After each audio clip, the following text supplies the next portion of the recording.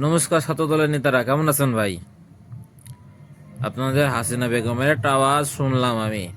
খুব সুন্দর বক্তৃতার আপনারাও শুনুন এবং আপনাদের পাড়া প্রতিবেশী কি বলছে সেটাও শুনুন। দুটোই আমি আপনাদেরকে শোনাচ্ছি।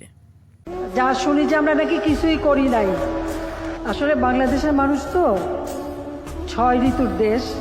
2 মাস পর পর ঋতু বদলায়, পাখির ডাক বদলায়, পশু পাখির কলতানি বদলায়, বাতাসের গতি বদলায়, মানুষের মনও বদলায়, আর যা কিছু করি ভুলে যায়।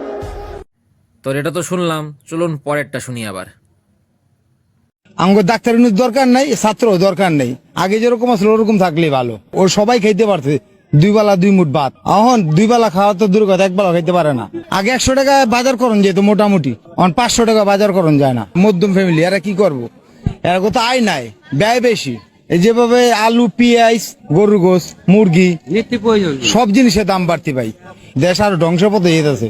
দেশ উন্নতি হইতাছে না, আরো ধ্বংসপথে। তার মানে আপনি বলতে চাচ্ছেন স্বৈরাচার যে ছিল। তাহলে ভাইজান বুঝতে পারলেন তো, আগেই ভালো ছিল, এখন খুব খারাপ আছেন। তাহলে আজ শেষ পর্যন্ত, বাই।